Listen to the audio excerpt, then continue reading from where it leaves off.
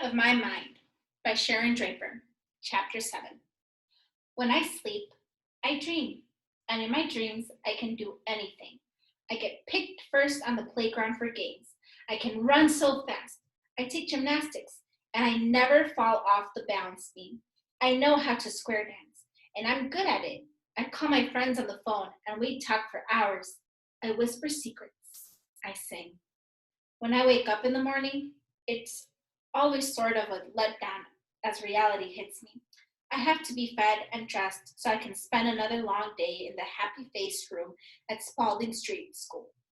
Along with the assortment of teachers we've had in room H5, there have been more classroom aides than I can count. These aides, usually one guy to help with the boys and one lady to help with the girls, do stuff like take us to the bathroom, or change diapers on kids like Ashley and Carl, feed us at lunch, wheel us where we need to go, wipe mouths, and give hugs. I don't think they get paid very much because they never stay very long, but they should get $1,000,000.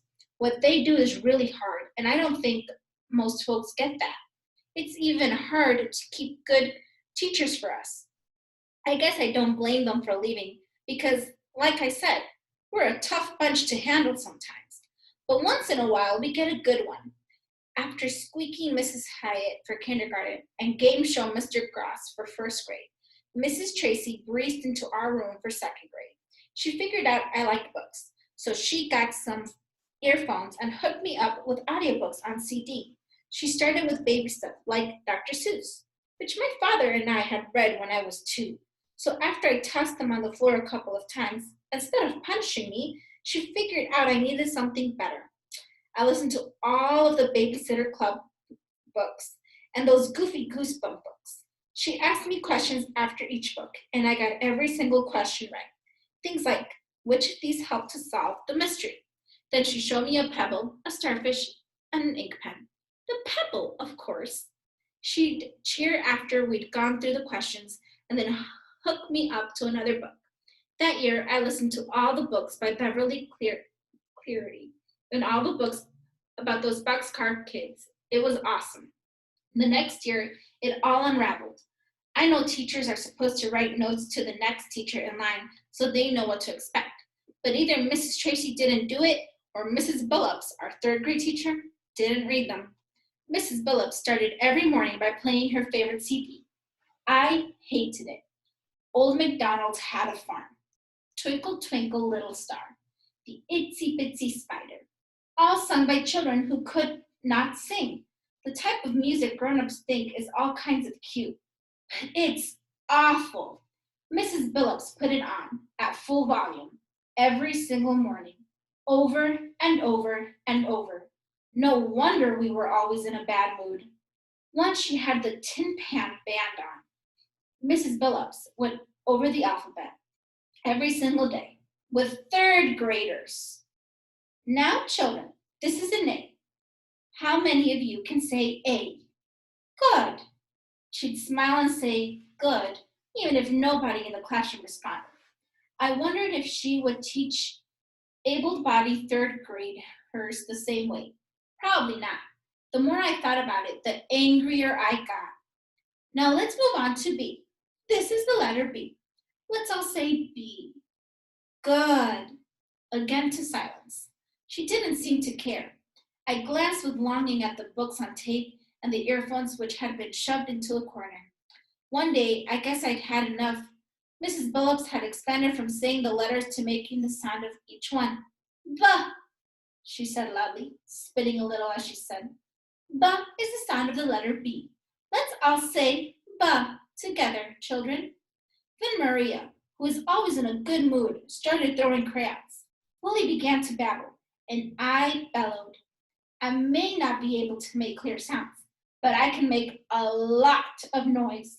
I screamed because I hated stuff that was just plain stupid. I screeched because I couldn't talk and tell her to shut up. And that made me cry because I'd never be able to tell anybody what I was really thinking. So I screamed and yelled and shrieked. I cried like a 2-year-old. I would not stop. Then my tornado explosion took over. I flailed and jerked and basically spazzed out. I kicked so hard that my shoes popped out of the foot strap on my chair. That made me tilt to one side, and I screamed even louder. Mrs. Billups didn't know what to do. She tried to calm me down, but I didn't want to be calmed down. Even the aides couldn't stop me. Jill and Maria started to cry. Even Ashley, dressed all in yellow that day, looked upset. Freddie spun his chair around in circles, glancing sideways at me fearfully. Carl hollered for lunch. Then he pooped in his pants again. The whole class was out of control, and I kept screeching. The teacher called Mrs. Anthony, the principal, whose eyes got wide as she opened our door. She took one look at the situation, and she said tearfully, "Call her mother." She could not have left more quickly. A moment later, the teacher had my mother on the phone. "Mrs. Brooks, this is Melody's teacher, Anastasia Billups. Can you come to the school right away?" I knew my mother had to be worried. Was I sick? Bleeding? Dead? "No, she's not ill. She's fine, we think," Mrs. Billups was saying in her most professional-sounding teacher voice. "We just can't get her to stop screaming. She's got the whole class in an uproar." I could picture my mother on the other end of the line, trying to figure out what was going on. Luckily, it was her day off. I knew she'd be there in a few minutes, so I gradually calmed down and finally shut up. The other kids quieted down as well, like somebody had clicked the off switch. Old MacDonald continued to play. My mother arrived faster than I thought possible. When I saw her jeans and dirty sweatshirt, I realized she dropped everything and jumped in the car. She ran over to me and asked me what was wrong. I took a few deep, shuddering breaths. Then I pointed to the alphabet on my talking board and screeched some sounds of frustration. "This is the alphabet?" my mother asked. "Yes," I pointed, then pounded on the answer. She turned to Mrs. Billups. "What were you working on before all the screaming started?" Mrs. Billups replied in that superior tone that teachers dressed in nice red business suits use when they're talking to mothers with dirty shirts on. "We were reviewing the alphabet, of course. The sound of the letter B, if I recall. I always start with the basics. These children need constant review because they don't retain information like the rest of us."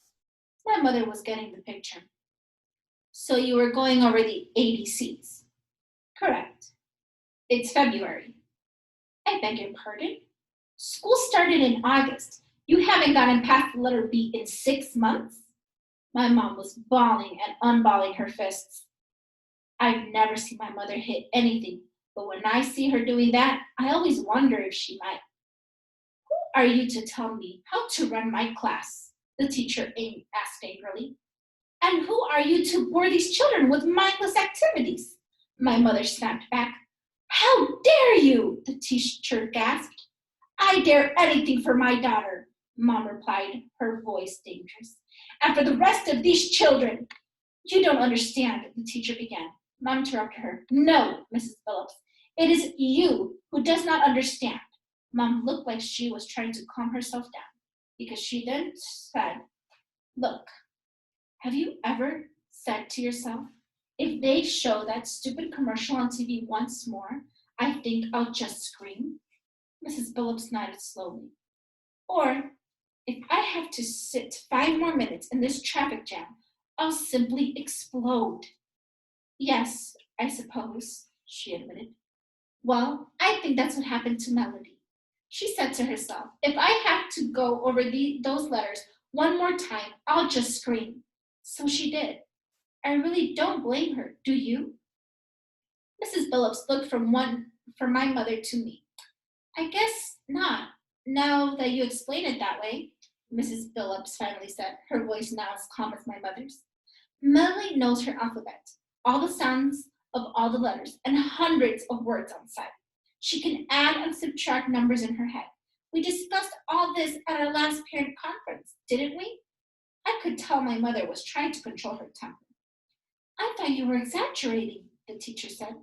"Parents are not always realistic when it comes to these children."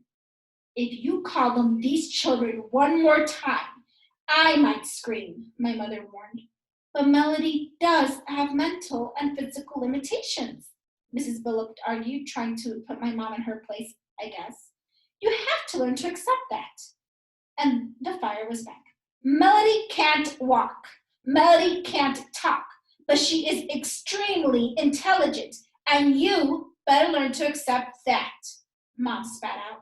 The teacher backed up an inch or two. Didn't you read her records from last year? Mom demanded. Melody loves listening to the books on tape.